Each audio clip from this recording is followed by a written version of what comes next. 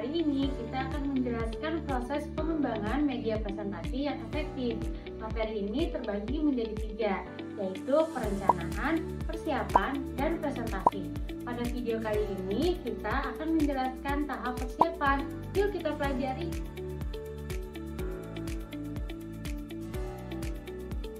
Adapun tujuan pembelajaran dari materi ini adalah yang pertama menentukan desain dalam presentasi dengan tepat, yang kedua melakukan produksi media presentasi dengan tepat, dan yang ketiga adalah melakukan latihan sebelum melakukan presentasi dengan tepat.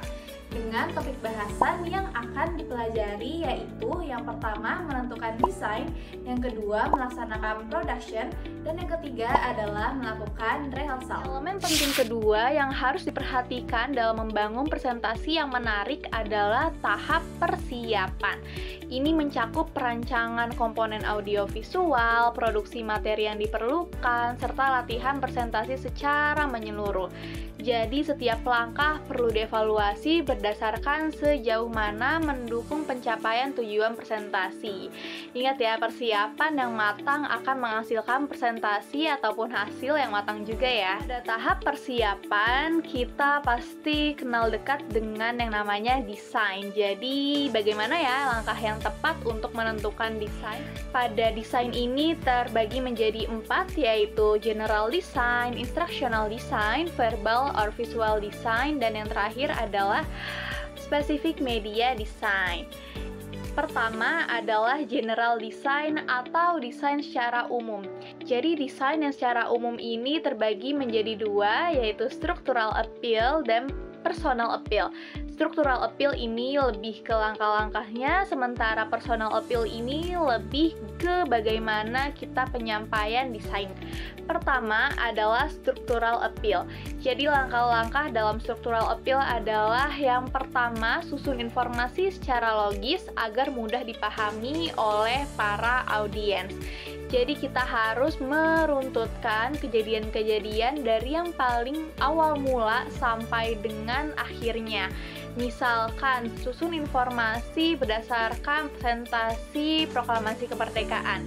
Jadi kita harus menggunakan dulu peristiwa-peristiwa sebelum 17 Agustus sampai dengan hari H 17 Agustus. Yang kedua adalah membuat informasi yang kompleks menjadi bagian-bagian kecil. Jadi bagian-bagian kecil tersebut akan mempermudah ya jika dijelaskan secara detail, dan informasi tersebut itu juga penting di awal serta diulangi lagi sebagai penguatan di akhir presentasi. Yang ketiga adalah menggunakan isyarat verbal dan visual untuk menekankan elemen-elemen penting dalam presentasi. Yang keempat adalah menggunakan pengantar dan ringkasan serta pastikan memberikan gambaran umum sebelum masuk ke detail.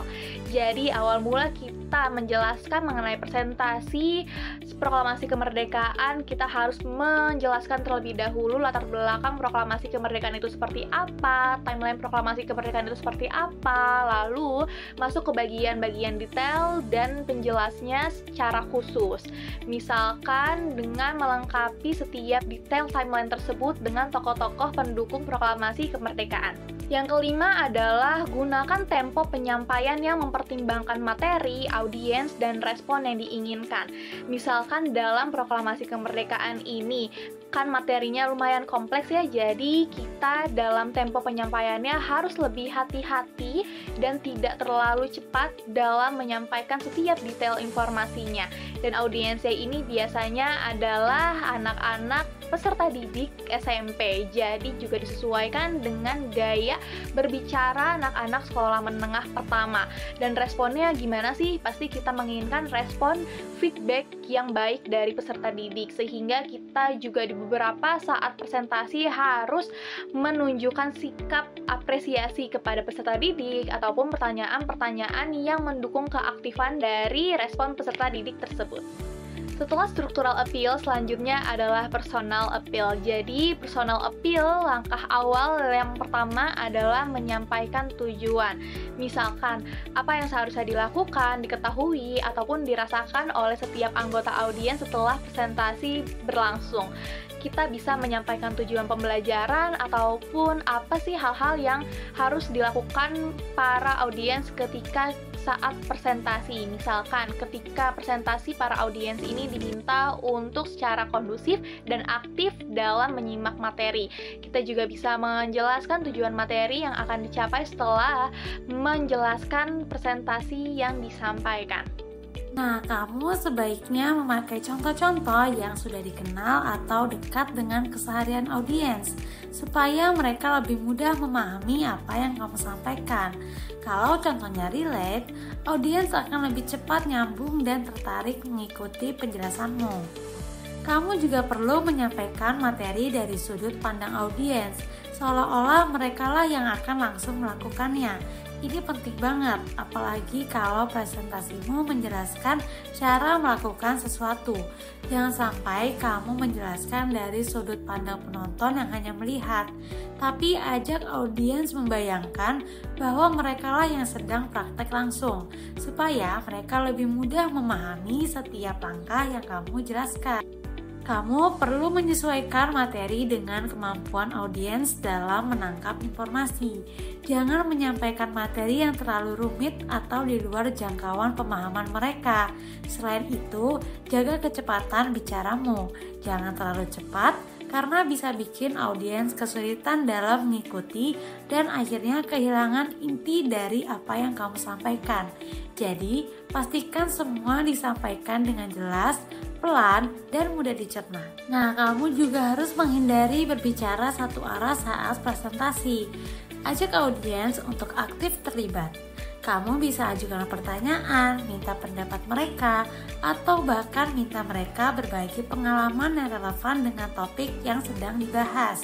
Dengan begitu, audiens jadi lebih tertarik, merasa dilibatkan, dan presentasimu pun jadi lebih hidup dan interaktif.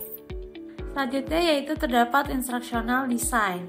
Dalam instructional design ada 4 hal yang perlu kamu perhatikan, yaitu attention, perception, memory, dan concept learning.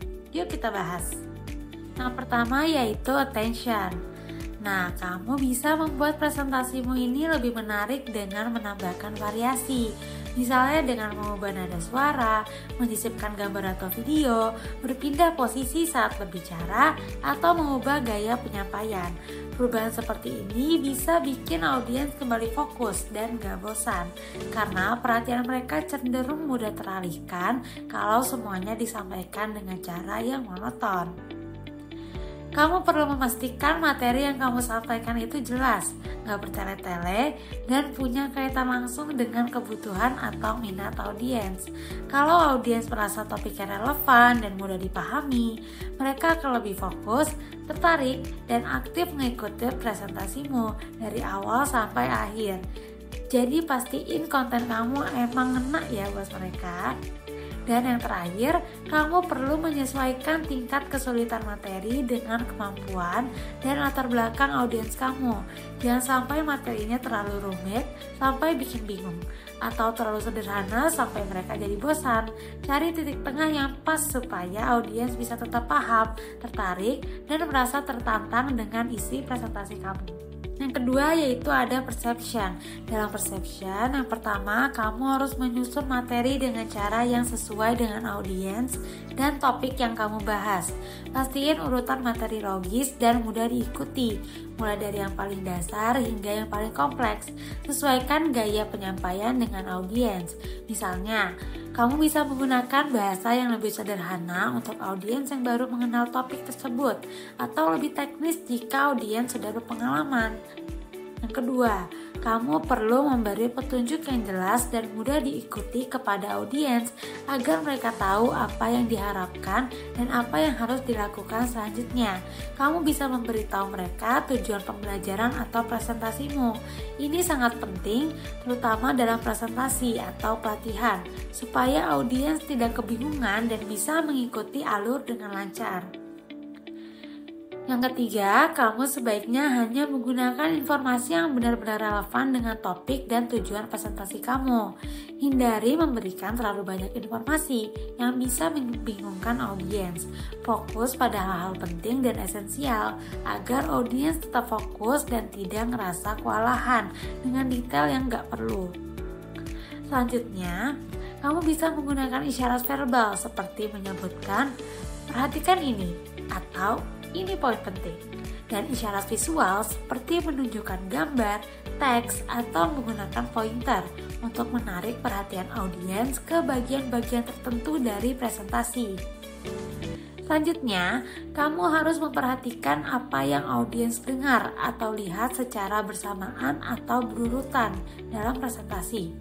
Jangan terlalu banyak memberikan informasi sekaligus, baik secara visual maupun verbal, karena bisa membuat audiens kewalahan.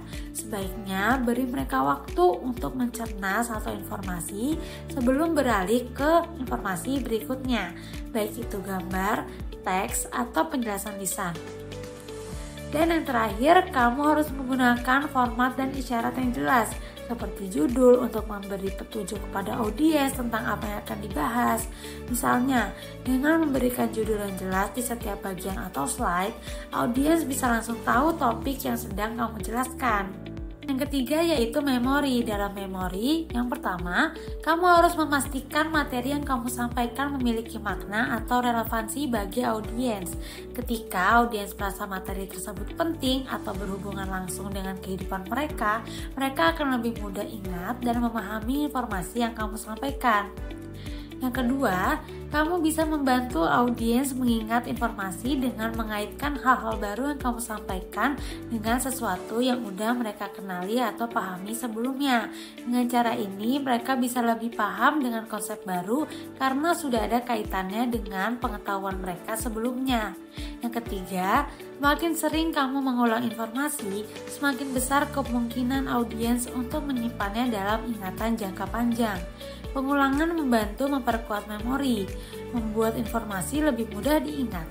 Kamu bisa mengulang poin-poin penting di beberapa bagian presentasi atau menyimpulkan kembali setelah setiap topik, sehingga audiens lebih mudah ingat dan paham dalam jangka waktu yang panjang. Selanjutnya, audiens akan lebih mudah mengingat informasi jika mereka merasa bahwa informasi tersebut memiliki konsekuensi langsung atau relevansi bagi mereka. Jika kamu menunjukkan bagaimana materi yang kamu sampaikan dapat berdampak pada mereka, baik itu dalam kehidupan sehari-hari, pekerjaan, atau keputusan yang akan mereka buat, mereka akan lebih fokus dan ingat informasi tersebut. Selanjutnya, kalau kamu menyusun informasi dengan cara yang terstruktur dan sistematis, audiens akan lebih mudah mengikutinya. Dengan adanya urutan yang jelas, misalnya mulai dari pengenalan, penjelasan inti, hingga kesimpulan, audiens bisa lebih mudah memahami dan mengingat informasi yang kamu sampaikan. Dan yang terakhir, pertanyaan itu bisa membantu audiens fokus pada informasi penting dan mendorong mereka untuk mengingatnya. Dengan mengajukan pertanyaan yang relevan, kamu bisa memusatkan perhatian audiens pada hal-hal tertentu yang ingin kamu tekankan. Ini membuat mereka lebih aktif dalam proses pembelajaran karena mereka jadi berpikir dan mencari jawabannya. Yang terakhir yaitu ada konsep learning. Dalam konsep learning, yang pertama, kamu bisa meningkatkan pemahaman konsep dengan memberikan berbagai contoh yang relevan dan juga non-contoh. Contoh bisa membantu audiens memahami seperti apa konsep itu diterapkan. Sementara, non-contoh menunjukkan situasi atau hal yang tidak sesuai dengan konsep tersebut. Yang kedua, kamu harus memilih gambar yang relevan dan mendukung informasi yang kamu sampaikan. Gambar yang tepat dapat memperjelas dan memperkuat konsep yang kamu jelaskan, membuat audiens lebih mudah paham pesan yang ingin kamu sampaikan. Misalnya, jika kamu membahas suatu proses, gunakan gambar yang menunjukkan langkah-langkah secara visual, sehingga audiens pun akan lebih paham.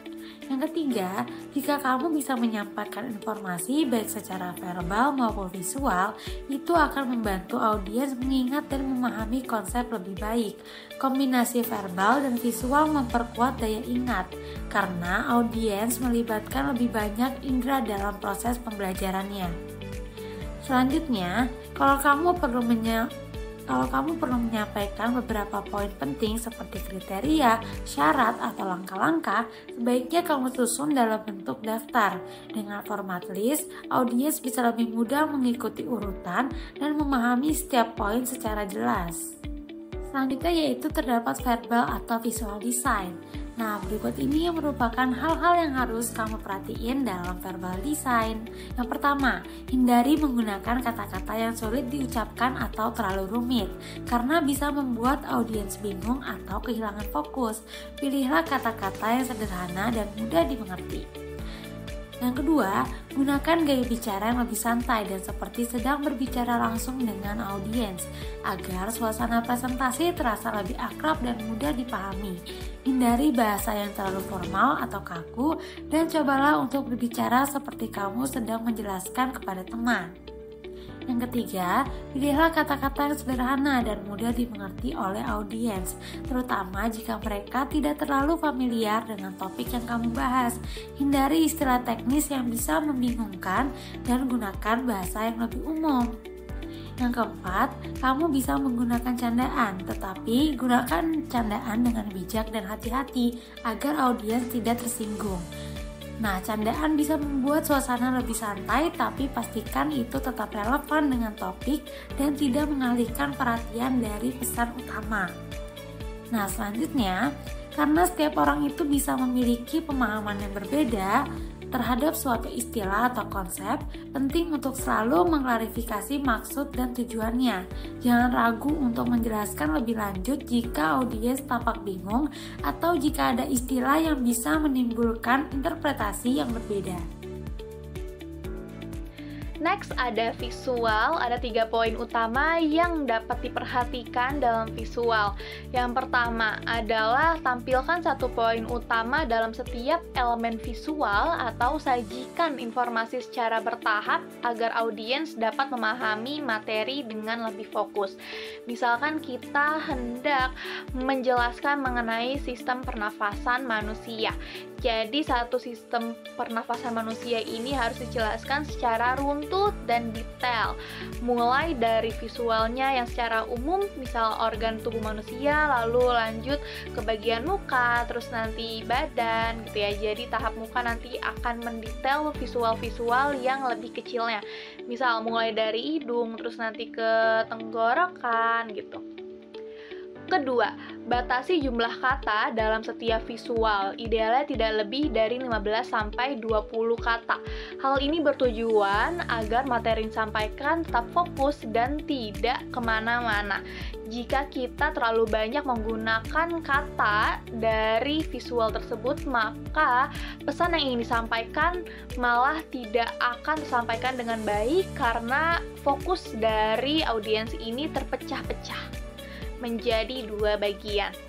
Ketiga, gunakan kata kunci daripada menggunakan frasa yang panjang untuk menyampaikan inti informasi secara efisien. Misalkan ketika kita hendak mempresentasikan mengenai presentasi pernafasan manusia, kita bisa nih menggunakan kata kunci inspirasi atau menghirup udara daripada kita menggunakan frasa yang terlalu panjang untuk menyampaikan maksud dari menghirup udara tersebut. Selanjutnya bagian dari desain adalah specific media design. Specific media design merupakan media yang biasanya dipakai dalam presentasi. Umumnya adalah flip chart dan slide. Tapi flipchart dan slide ini memiliki aturan loh yang baik ketika hendak melakukan presentasi. Pertama dari flipchart, ada 3 ketentuan utama yang harus diperhatikan. Yang pertama, menggunakan ukuran huruf yang besar dan konsisten untuk memastikan keterbacaan bagi seluruh audiens. Jadi ukuran fontnya itu harus sama agar audiens tidak kebingungan. Yang kedua adalah gunakan jumlah karakter seminimal mungkin untuk menyampaikan pesan secara jelas dan efektif. Jadi tidak adanya terlalu over karakter karena akan menimbulkan banyak pertanyaan bagi para audiensnya jika hendak dipresentasikan. Yang ketiga adalah sederhanakan penyampaian informasi jika memungkinkan agar lebih mudah dipahami oleh audiens. Jadi penyampaian informasi ini juga bisa loh didukung dengan visual-visual yang mendukung tapi juga tidak terlalu berlebihan. Hal ini bertujuan untuk menjelaskan informasi yang sulit dipahami agar audiens cepat paham. Di bagian slide ini ada 3 poin utama juga yang bisa diperhatikan. Yang pertama adalah pilih elemen gambar dengan cermat dan pastikan kesesuaiannya dengan pesan yang ingin disampaikan. Misalkan kita hendak menyampaikan materi pernafasan tadi ya, kita sebaiknya tidak menggunakan elemen visual yang sangat jauh dari sistem pernafasan. Misalkan ada elemen bunga-bunga, itu kan nggak nyambung ya. Kedua, atur penempatan gambar secara hati-hati dengan menerapkan prinsip rule of thirds untuk menyoroti objek penting. Jadi, ketika kita mempunyai beberapa gambar visual untuk presentasi di dalam slide itu, pastikan kita mempunyai satu objek utama yang berada center ataupun terhighlight untuk menyoroti informasi yang akan disampaikan. Yang ketiga adalah gunakan teknik fotografi yang sesuai dan hindari penggunaan transisi pada elemen seperti kata, angka, dan simbol. Hal ini supaya para audiens ini lebih fokus kepada materi dan tidak terganggu atau salah fokus pada pergerakan dalam animasi slide tersebut. Langkah berikutnya adalah melakukan production atau produksi ya. Production ini merupakan serangkaian proses persiapan untuk menghasilkan sesuatu yang tergantung pada media yang diproduksi, perangkat keras dan perangkat lunak yang tersedia. Apa aja sih tahapan pada persiapan produksi ini? Jadi ada beberapa tahapan yang harus kita perhatikan ya. Di antaranya, pertama, menentukan materi. Kedua, menentukan tujuan pembelajaran. Ketiga, menentukan sasaran. Keempat, pemilihan media yang tepat. Dan yang kelima adalah memproduksi media. Tahap pertama adalah menentukan materi. Jadi, materi ini harus relevan dengan topik presentasi dan mendukung pesan utama yang ingin disampaikan. Misal, kita harus punya materi acuannya dulu. Kita ingin menggunakan topik presentasi materi pola keuangan desa dan kota. Maka ketika kita sudah menentukan materi tersebut, tujuan pembelajaran, terus sasaran, pemilihan media, dan memproduksi medianya juga harus sesuai dengan materi yang hendak disampaikan dalam presentasi. Kedua, menentukan tujuan pembelajaran. Tujuan pembelajaran ini membantu memfokuskan isi dari media presentasi. Tujuan pembelajaran ini harus sesuai dengan format ABCD ya, atau audience, behavior, condition, dan degree. Misal, pada materi pola keuangan desa dan kota tadi, para peserta didik diharapkan mampu untuk menjabarkan pola keuangan desa dengan baik, mampu menguraikan pola keuangan kota dengan baik, mampu mengidentifikasi interaksi desa dan kota dengan tepat. Selanjutnya yaitu menentukan sasaran. Kamu harus mengetahui siapa audiens kamu. Misalnya audiens kamu siswa kelas 12. Nah, ini akan membantu kamu nih untuk memilih contoh yang relevan, menggunakan bahasa yang sesuai, dan menyesuaikan tingkat kedalaman materi. Untuk siswa SMA, kamu bisa menggunakan contoh yang lebih dekat dengan kehidupan mereka, memilih bahasa yang tidak terlalu teknis, dan cukup menyampaikan materi dengan cara yang cukup mendalam tanpa terlalu rumit. Selanjutnya, pemilihan media juga harus disesuaikan dengan tujuan dan kebutuhan materi yang akan disampaikan. Terkadang, menggunakan kombinasi bisa lebih efektif. Misalnya, kamu bisa menggunakan slide untuk menampilkan poin-poin utama atau visual yang menarik, sementara modul sebagai media pendukung yang memberikan penjelasan lebih mendalam dan memungkinkan audiens untuk mempelajari materi lebih lanjut. Selanjutnya, produksi media juga harus disesuaikan dengan perangkat yang tersedia dan sumber daya yang ada, baik itu software, hardware, atau fasilitas lainnya. Sebelum kamu memulai membuat media, pertimbangkan dulu apa yang sudah kamu punya. Misalnya jika kamu memiliki aplikasi Canva dan laptop, kamu bisa memanfaatkannya untuk membuat media slide yang menarik. Dengan menyesuaikan perangkat yang kamu gunakan, kamu bisa menghasilkan media yang sesuai dengan kebutuhan dan tetap efisien dalam proses produksinya. Tahap terakhir dari persiapan yaitu rehearsal atau latihan. Latihan bisa memberi kamu kesempatan untuk meninjau dan menguji seluruh aspek presentasi sebelum tampil di hadapan audiens. Dengan latihan, kamu bisa memastikan bahwa alur presentasi berjalan lancar, memeriksa apakah materi sudah jelas, serta memeriksa penggunaan media atau alat bantu yang akan digunakan. Nah, berikut ini akan ada tips-tips yang dapat membantu kamu sebelum melakukan presentasi. Untuk membuat latihan lebih efektif, sebaiknya kamu melibatkan seluruh bahan yang akan digunakan dalam presentasi, seperti slide, video, atau modul. Selain itu, libatkan orang lain untuk mengamati dan mencatat kekurangan atau hal-hal yang perlu diperbaiki, baik dari segi materi yang disampaikan, intonasi, atau penggunaan alat bantu. Cara lain untuk meningkatkan latihan adalah dengan merekam sesi latihanmu dengan menontonnya kembali secara teliti. Dengan cara ini, kamu bisa mengidentifikasi hal-hal yang mungkin terlewat saat latihan berlangsung, seperti body language, kejelasan penyampaian, atau penggunaan alat bantu. Menonton rekaman juga memberi kamu kesempatan untuk melihat diri sendiri dari perspektif audiens, sehingga lebih mudah memperbaiki kekurangan yang ada. Selanjutnya, latihan juga dapat membantu meningkatkan kepercayaan diri dan mengurangi rasa gugup atau demam panggung. Meskipun latihan tidak selalu bisa dilakukan di tempat presentasi yang sebenarnya, latihan tetap memberi kamu kesempatan untuk terbiasa dengan materi dan alur presentasi. Dengan latihan yang cukup, kamu akan siap dan lebih tenang karena kamu sudah familiar dengan apa yang akan kamu sampaikan, meskipun situasinya berbeda dari yang biasa kamu hadapi.